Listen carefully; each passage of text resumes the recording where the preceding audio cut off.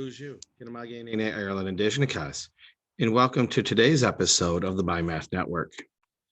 Today's episode, Chapter 12, Lesson 8, Hands-on, using models to find volume.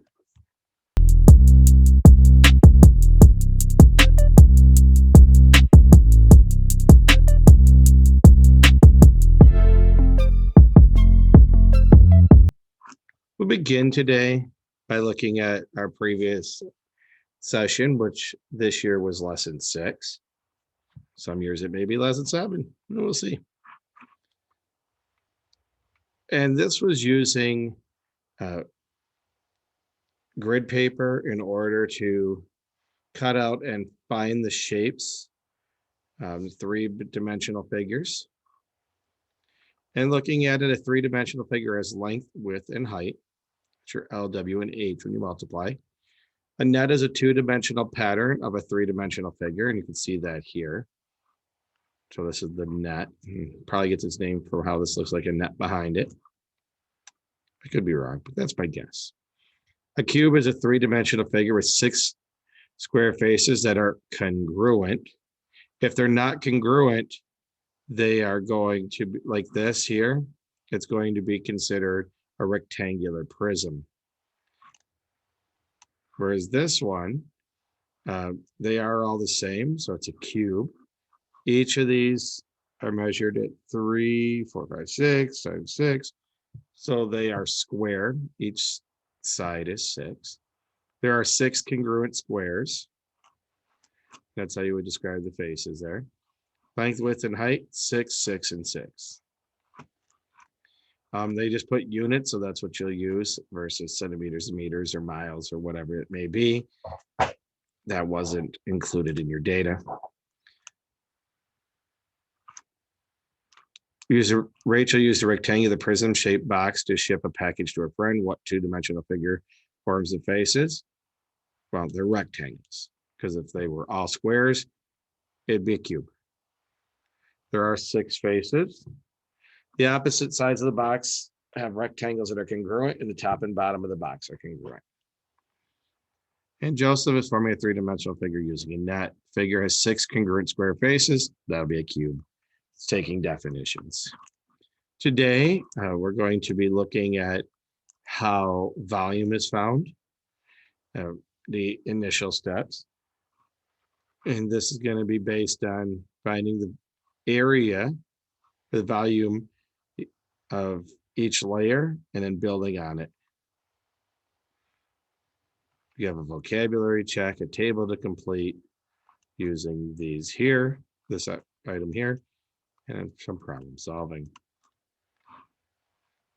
So let's take a second to remember that our essential question is, how does geometry help me solve problems in everyday life? We're going to bounce right into the build it, and this is on page 949. You should fill this in as we go. And there are a couple highlighted words here. A unit cube has a volume of 1 cubic unit. So it's a measurement of 1 times 1 times 1. And a cubic unit is a unit for measuring volume. Now, if it's a meter, is the sides, and it's a cubic meter, or cubic foot, a cubic mile. Today, we're in a lot of cases just using cubic units. In this one, it would be a cubic centimeter for cm. So you have prism A, which is 1, 2, and 1. How many cubes is that? Let's bring it up so we can actually talk about it as we go. It's 1 long, 2 wide, and it's a height of 1. So I only took 2 cubes. So the cubic volume is 2. If you notice, the number of cubes and the cubic volume are identical. And this is 1 times 2 times 1, which is 2. Here we have 2 times 2 times 1. So it's 2. There's going to be 2 next to each other like a square. 2 times 2. And it's only 1 layer high. So 2 times 2 times 1 is 4. So our cubic volume is 4. Now here we have, it's 3 long and 2 wide. So each layer is 6, and there are 2 layers. So it's 12. 3 times 2 times 2. So our volume is 12. And this one is 4 long, 2 wide, and 2 tall. 4 times 2 is 8, times 2 is 16. So what we're really starting to find here as you fill this in, that the volume equals length times width times height. And when you know those numbers, you plug that in. So using D, it was 4 times 2 times 2, which equals to 16 units. Well, actually, this is centimeters. So let's use it, centimeters cubed. You can write the word cubic units as written in 949, or you can put whatever the unit is, which is centimeters here, and with a 3, because it's this times this times this. So it's 3-dimensional. So we use cube. Go ahead and fill anything that you need to fill in there. I'll give you about 30 seconds before we move on.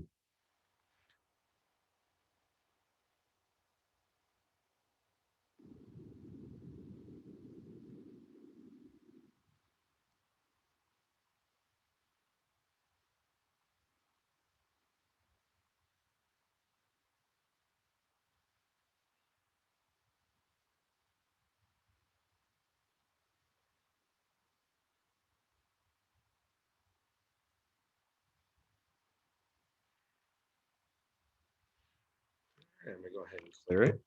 If you need, and anytime I say I'm going to clear the screen, that's your opportunity to pause the video if you need more time. So I'm going to clear it.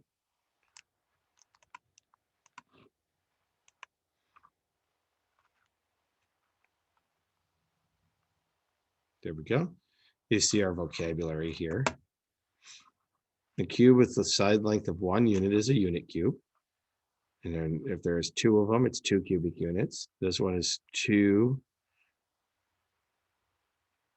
No, it's actually 1, 1, 1, and 1, so 4. So if you use 12 centimeter cubes to build a rectangular prism, the prism has a volume of, you're right, it's 12. So go ahead and write 12 in, and then you can turn to the top of 950 on the next page. And we'll work on this one together.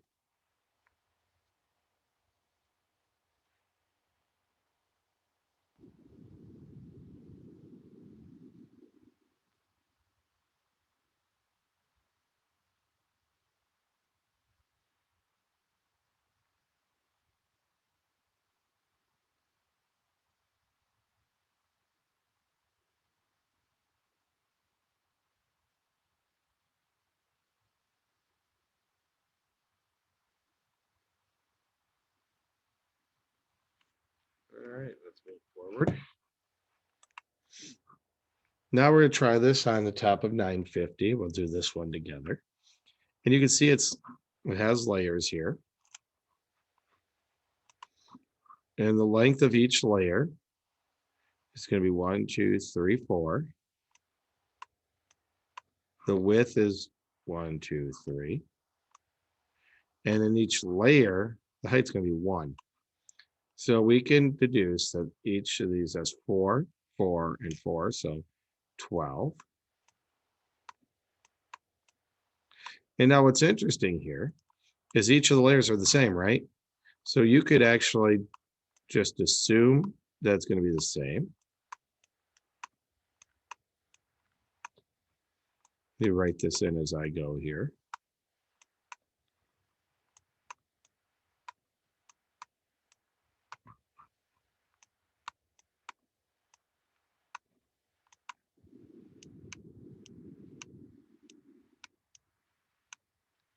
So we have that there.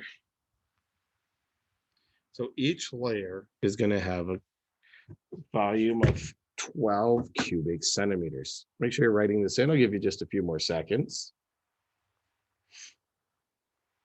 All right, I'm going to go ahead and clear it. You see that we did good. So on the bottom, how many cubes were used? Well, now we added up.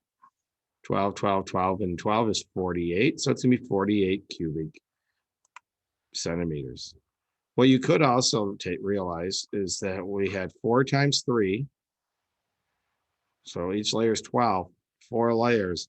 That's your height right here because there's 4 layers. So it's really 4 times 4 times 3 or 4 times 3 times 4. Commuted property doesn't matter really which order, but you'll get 48 cubic centimeters. And please note the number 3 there. Give you just a moment to finish writing this in, and it'll move forward.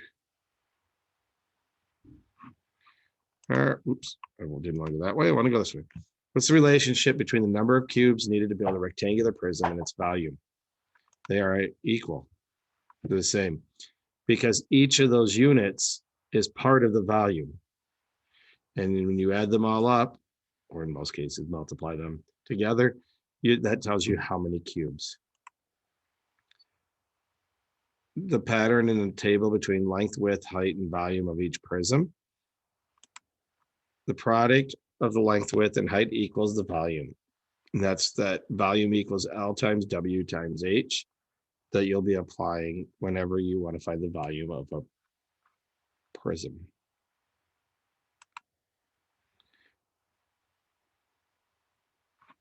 So V equals L times W times H, like that. Most people, I'm going to be honest with you, just write an L, but that's fine there too. And then you plug in the numbers in order to find the value. Use your formula to verify the volume here. So volume, we'll do this one together.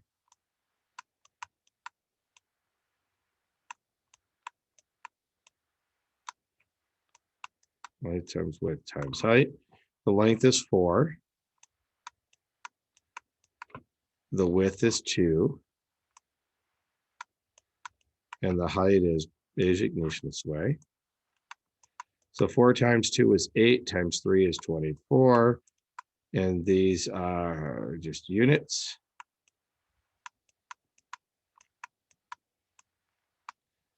Cubed.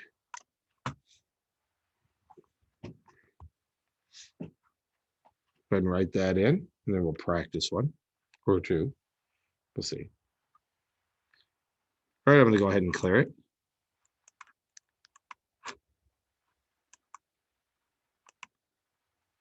All right, this one you're going to do, use math tools. We don't actually have the centimeter cubes for you, but you can do the math by looking at them. You don't really have to build them in order to do this. So go ahead, pause the video, complete this table, unpause when you're ready. You may pause the video now. Welcome back. You had 4 and 4, and it is 1, 2 tall, but each layer is just the 1, so 4 times 4 is 16. How many were used to build the prism? 16 and 16 is 32, which is 4 times 4 times 2. So the volume is 32 centimeters cubed. One more. Here you go with this one. Pause the video, complete the questions, and then unpause the video when you're ready to check them. Let me pause it now. Welcome back. So in this one, our length, 1, 2, 3, 4, 5, 6. Our width is 3. So each of our layers, must be exactly the same because each layer is 1 tall. So the 6 and a 3, and that 6 times 3 is 18. And you just fill it out like this. And then how many? Well, 18 plus 18 plus 18 plus 18, which is really 6 times 3 times 4 is 72 cubes. It's 72 cubic centimeters. At this point, I'm going to let you go ahead and work on the assignment.